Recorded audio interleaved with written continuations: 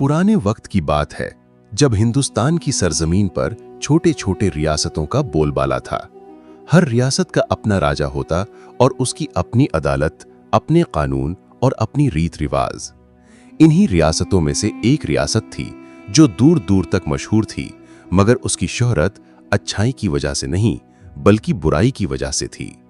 लोग उसे अंधेरी नगरी कहते थे और उसके राजा को चौपट राजा। ये नाम इसलिए पड़ा था कि वहां की हालत बिल्कुल उल्टी पुल्टी थी। इंसाफ की जगह जुल्म, तमीज की जगह बेढंगापन और अक्ल की जगह नादानी ने डेरा डाल रखा था। वहां का अजीब कानून ये था कि पूरे शहर में हर चीज एक ही दाम बिकती थी, चाहे सोना हो या सब्जी, चाहे दूध हो या कीमती कपड़ा।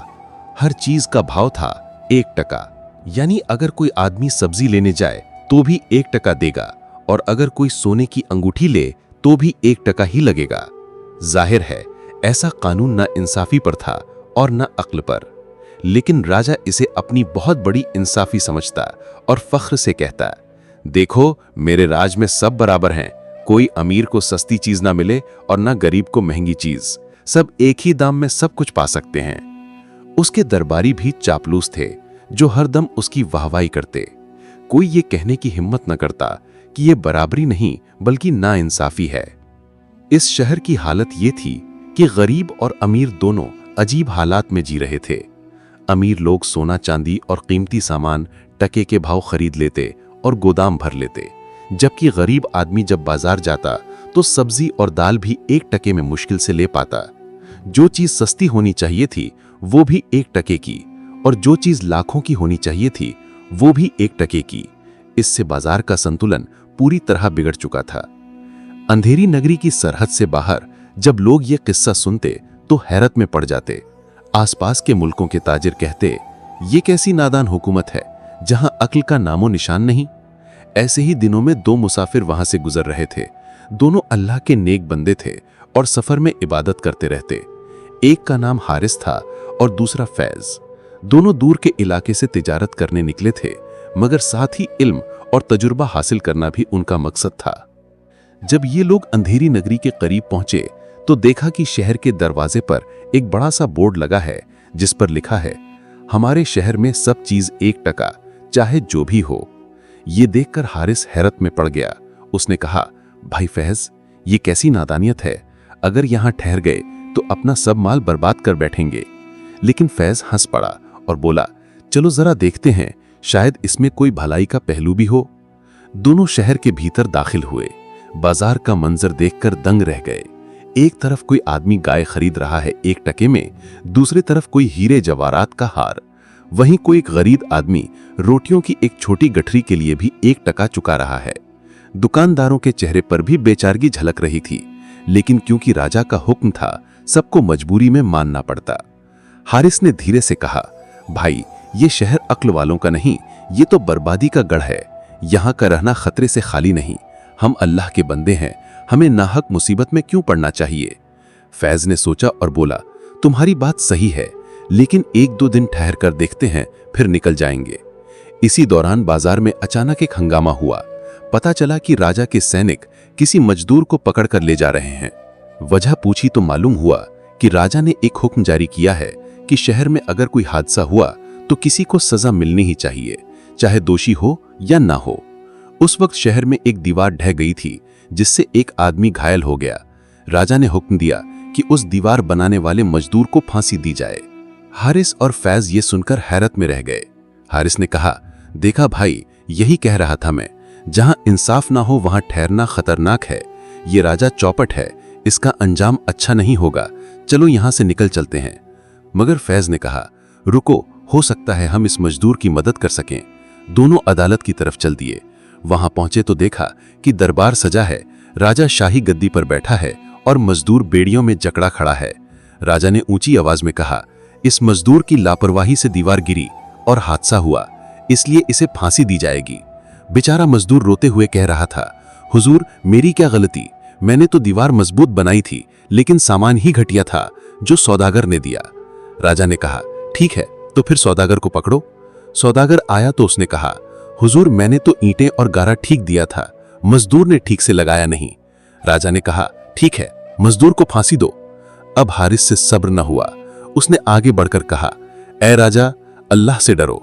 इंसाफ का ये हाल है कि किसी बेगुनाह को फांसी चढ़ा रहे हो। इस्लाम का हुक्म है कि किसी एक मासूम की जान लेना पूरी इंसानियत की हत्या करने के बराबर है। अगर कोई कसूरवार है तो तहकीक करो, सबूत लाओ, फिर सजा दो, मगर ऐसे अंधाधुंध फैसला करना जुल्म है। दरबारियों ने शोर मचाया, ये परदेसी दखल क्यों दे रहा है? मगर फैज ने भी हामी भरी और कहा, हम सफर में हैं, मगर इंसाफ के गवाह बनना भी हमारी जिम्मेदारी है। अल्लाह कुरान में फरमाता है, और गवाही को मत छुपाओ, जो इसे छुपाता है उसका दिल गुनहगार है। राजा ने पहले तो गुस्से से दोनों को घूरा, फिर बोला, ठीक है, आज इन्हें छोड़ देता हूं, लेकिन याद रखो, मेरे राज में मेरा हुक्म ही कानून है, जो चाहे मैं कर सकता हूं। हारिस ने फैज से फुसफुसाकर कहा, भाई, ये जगह हमारे लिए नहीं है। ये अंधेरी नगरी है और इसका राजा चौपट है। चलो निकल चलें, वरना किसी दिन हम पर भी मुसीबत आ पड़ेगी। फैज ने सिर हिलाया। उन्होंने तय किया कि सुबह होते ही इस शहर को छोड़ देंगे। सुबह का वक्त हुआ। सूरज की पहली किरणों ने अंधेरी नगरी की दीवारों को छुआ तो हारिस और फैज नमाज़े फज्र अदा करके सफर पर निकलने की तैयारी करने लगे। हारिस बार बार कह रहा था, भाई फैज, मैंने कसम खाई है कि मैं इस नगरी में एक दिन भी ज्यादा नहीं रुकूंगा। कल जो कुछ हमने देखा वो तो बस शुरुआत थी, आगे न जाने क्या क्या होगा। फैज ने भी हामी भरी। हाँ, अब साफ दिख रहा है कि ये शहर इंसाफ और अक्ल से खाली है। ऐसे शहर में रहना मानो खुद मुसीबत को बुलाना है। दोनों ने अपना सामान समेटा और शहर के दरवाजे की तरफ बढ़ने लगे, मगर रास्ते में उन्होंने देखा कि एक अजीब भीड़ जमा है। लोग शोर मचा रहे हैं और सैनिक किसी बेगुनाह को रस्सियों में बांधकर ले जा रहे हैं।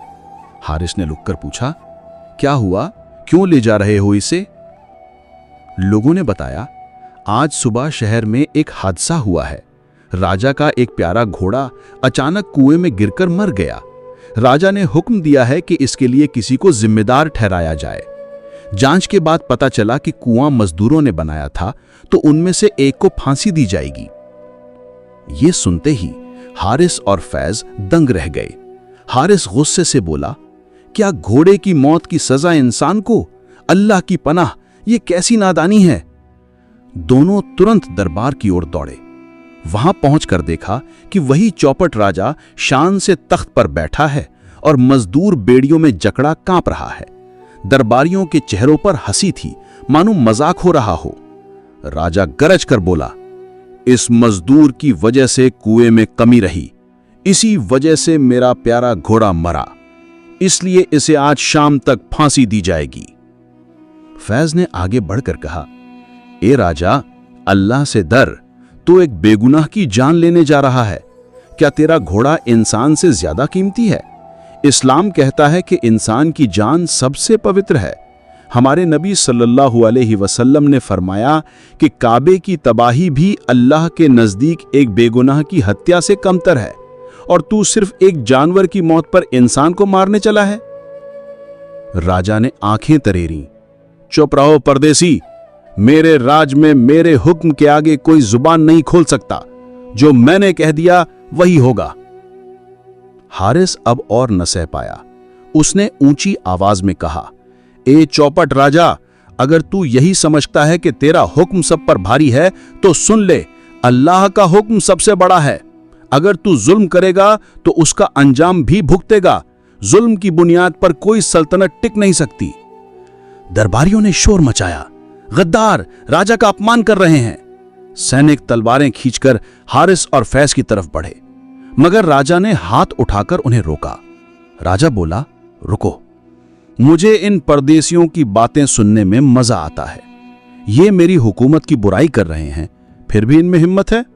ठीक है, इन दोनों को आजाद छोड़ दो, मगर याद रखो, अगर कल फिर किसी मामले में दखल दिया तो सीधा फांसी पर चढ़ा दूंगा। हारिस ने फैज से फुसफुसाकर कहा, देखा, यही वजह है कि मैं कह रहा था यहां रुकना खतरे से खाली नहीं। चलो अब देर मत करो, निकल चलें। दोनों दरबार से बाहर निकले और शहर के दरवाजे की तरफ चल पड़े, मगर रास्ते में एक बुजुर्ग आदमी मिल गया जो बहुत गमगीन था।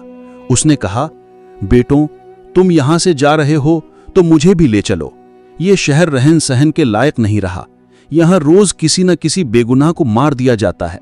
राजा का दिमाग खराब हो चुका है, वो खुद को खुदा समझने लगा है। फैज ने उससे पूछा, बाबा इतना जुल्म हो रहा है तो लोग आवाज क्यों नहीं उठाते? बुजुर्ग रोते हुए बोला, बेटा यहां का हाल यह है कि जो बोलता है वही फांसी पर चढ़ा दिया जाता है। लोग डर के मारे चुप हैं। हर कोई अपनी जान की फिक्र करता है। इस शहर का नाम ही अंधेरी नगरी क्यों पड़ा, अब समझ आ रहा होगा। हारिस और फैज ने उसकी बात सुनी तो दिल कांप उठा। उन्होंने उसे ढांढस दिया और कहा, बाबा सब्र करो, अल्लाह की पकड़ से कोई नहीं बच सकता। ये चौपट राजा ज्यादा दिन राज नहीं कर पाएगा। अल्लाह फरमाता है जालिमों को मोहलत दी जाती है, मगर जब अल्लाह की पकड़ आती है तो कोई बचाने वाला नहीं होता। इतना कहकर दोनों आगे बढ़ गए। अब शहर के दरवाजे के पास पहुंचते ही उन्होंने देखा कि सैनिकों का एक झुंड वहां पहरा दे रहा है। अचानक उनमें से एक ने आवाज दी, रुको, राजा का नया हुक्म है कि कोई भी परदेसी बिना इजाजत शहर से बाहर नहीं जा सकता। हारिस ने हैरत से पूछा, क्यों भला, कल तक तो ऐसी कोई रोक नहीं थी। सैनिक ने हंसते हुए कहा, राजा ने कहा है कि यहां से भागकर लोग बाहर जाकर हमारी बुराई न करें, इसलिए अब कोई भी परदेसी बिना इजाजत बाहर नहीं जाएगा। अगर जबरदस्ती की तो फांसी मिलेगी। हारिस और फैज ने एक दूसरे को देखा। हारिस ने धीरे से कहा, देखा, अब तो हमारी शंका सही साबित हो गई। ये जगह वाकई मौत का गढ़ है। फैज ने गहरी सांस ली और बोला, हमें अल्लाह पर भरोसा रखना होगा, वो हमें इससे भी निकाल देगा। इसी वक्त शहर में एक और अजीब घटना हुई। राजा का पसंदीदा शाही हाथी अचानक पागल होकर बाजार में तोड़फोड़ करने लगा। कई लोग घायल हो गए। राजा ने फिर वही चौपट हुक्म जारी किया, इसका कसूर किसका है? जिसने हाथी को खाना खिलाया था वही जिम्मेदार है, उसे तुरंत पकड़ो और फांसी दो। बेचारा नौकर कांपता हुआ लाया गया। उसने रोते हुए कहा, हुजूर, मैंने तो वही खाना दिया था जो महल के बावर्ची ने दिया था। राजा ने कहा, तो बावर्ची को पकड़ो। बावर्ची आया तो बोला, हुजूर, मैंने तो वही अनाज लिया था जो गोदाम से आया था। राजा ने कहा, तो गोदाम के मालिक को पकड़ो। इस तरह मामला घूमता घूमता फिर एक गरीब आदमी पर आके रुक गया और हुक्म हुआ, आज इसे फांसी दो। जब ये सब हारिस और फैज ने देखा तो दिल दहल उठा। हारिस ने कहा, अब साफ हो गया, यहां रहना खुद मौत को बुलाना है, मगर शहर के दरवाजे पर रोक लग गई है, अब क्या करें? फैज ने कहा, भाई याद रखो, जहां अक्ल काम न करे वहां अल्लाह पर भरोसा करो। उसने ही हमें यहां तक पहुंचाया है, वही हमें इससे भी निकाल देगा। दोनों ने इत्तेफाक किया कि अब रात के अंधेरे में ही शहर से निकलने की कोशिश करेंगे, मगर उन्हें यह भी एहसास था कि राजा की चौपट अक्ल किसी दिन उन्हें भी फांसी पर चढ़ा सकती। रात का सन्नाटा अंधेरी नगरी पर उतर आया था। महल के भीतर रंगरलियां थीं। राजा अपने चौपट फैसलों पर फख्र कर रहा था और दरबारी उसकी चापलूसी में मशगूल थे। उधर शहर के गरीब लोग अपनी जान हथेली पर रखकर सोते थे। उन्हें नहीं मालूम होता कि सुबह किस पर जुल्म की तलवार गिरेगी। हारिस और फैज दोनों एक छोटे से मकान में पनाह लिए बैठे थे। उनकी आंखों में नींद नहीं थी। हारिस बेचैन होकर कह रहा था, फैज, अब देर नहीं करनी चाहिए। अगर सुबह हुई तो पता नहीं किसे फांसी का हुक्म हो जाए और शायद हमारी बारी भी आ जाए। फैज ने कहा, हाँ भाई, मैं भी यही सोच रहा हूं। अल्लाह से दुआ करो, वही रास्ता खोलेगा। उन्होंने तहज्जुद की नमाज अदा की और अल्लाह से दुआ की, ऐ अल्लाह, हमें इस जालिम राजा और इस अंधेरी नगरी से निजात दे। हमें हिफाजत के साथ यहाँ से निकाल और हमें ऐसी जगह पहुंचा जहां इंसाफ हो, तेरा जिक्र हो और लोग एक दूसरे का हक पहचाने। दुआ के बाद उनके दिलों में सुकून उतर आया। उन्होंने तय किया कि आधी रात को जब पहरेदार थक जाएं, तब दरवाजे से निकलने की कोशिश करेंगे। लेकिन उसी वक्त एक अजीब घटना घटी। शाही महल में राजा ने अचानक ऐलान किया कि कल सुबह दरबार में न्याय का सबसे बड़ा फैसला सुनाया जाएगा। असल में हुआ ये कि उसके दरबारियों ने उससे कहा, हुजूर, लोग आपसे डरते हैं, मगर आपके फैसले इतिहास में दर्ज होने चाहिए। कोई बड़ा काम कीजिए ताकि आपका नाम हमेशा याद रखा जाए। राजा को ये बात पसंद आई। उसने सोचा और बोला, ठीक है, कल मैं ऐलान करूंगा कि जो भी शाही हुक्म की मुखालिफत करेगा उसे फांसी दी जाएगी, और सबसे पहले उन परदेसी मुसाफिरों को फांसी दी जाएगी जिन्होंने मेरी अदालत में दखल दी थी। दरबारियों ने तालियां बजाईं और राजा हंस पड़ा।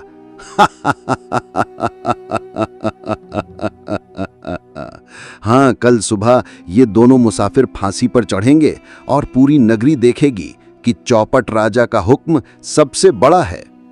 रात के अंधेरे में ये खबर धीरे धीरे पूरे शहर में फैल गई। किसी ने हारिस और फैज को आकर बताया, भाइयों, अब बचना मुश्किल है, कल सुबह तुम्हें फांसी पर चढ़ाया जाएगा। ये सुनकर हारिस का चेहरा सख्त हो गया। उसने कहा, मैंने कहा था ना कि ये नगरी बर्बादी का गढ़ है, अब खुद हमारी जान पर बनी है। लेकिन फैज ने गहरी सांस लिया और बोला, घबराओ मत, अल्लाह की मदद पर भरोसा रखो। जब इब्राहीम अलैहिस्सलाम को आग में डाला गया तब अल्लाह ने ही आग को ठंडा और सलामती वाला बना दिया।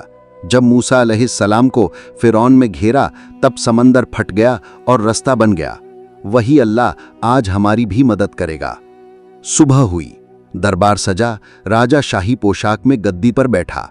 ऐलान किया गया कि आज इन दो परदेसी मुसाफिरों को फांसी दी जाएगी ताकि सबक रहे कि राजा के हुक्म की मुखालिफत करने वालों का यही अंजाम होता है। हारिस और फैज को बेड़ियों में जकड़ कर लाया गया। भीड़ जमा हो गई।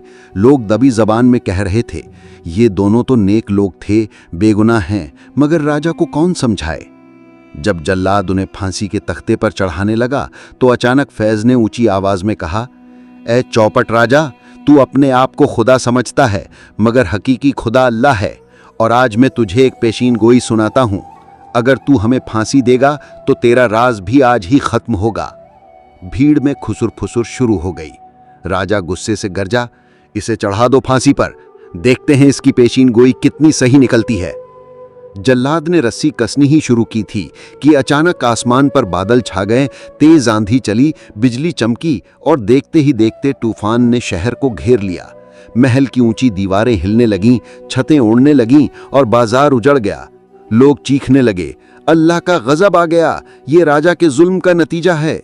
राजा घबराकर गद्दी से उठा और भागने की कोशिश की, मगर एक बड़ी दीवार गिर पड़ी और वहीं दबकर मर गया। भीड़ में हलचल मच गई। सबने देखा कि जिस वक्त राजा ने बेगुनाहों को मारने का हुक्म दिया, उसी वक्त अल्लाह का गजब आ गया और उसका तख्तो ताज मिट्टी में मिल गया। सैनिकों ने भागकर हारिस और फैज को बेड़ियों से आजाद किया। लोग दौड़कर उनके पैरों में गिर पड़े। भाइयों, तुम सही कहते थे, ये वाकई अंधेरी नगरी थी और ये चौपट राजा अल्लाह के गजब का शिकार हुआ। हारिस ने आसमान की तरफ हाथ उठाए और कहा, सबक लो ऐ लोगो, अल्लाह के सिवा कोई ताकतवर नहीं, जो जुल्म करता है उसका अंजाम यही होता है। फैज ने भी कहा, याद रखो, हक और इंसाफ पर टिका राज ही चलता है। जुल्म और नादानी की बुनियाद पर बनी सल्तनत मिट जाती है। कुरान में अल्लाह फरमाता है, और ऐसे ही हम बस्तियों को तबाह कर देते हैं जब उनके लोग जालिम हो जाते हैं। ये सुनकर लोग रो पड़े। उन्होंने कहा, अब हम अपने शहर का नाम बदलेंगे, अब ये रोशनी की नगरी होगी।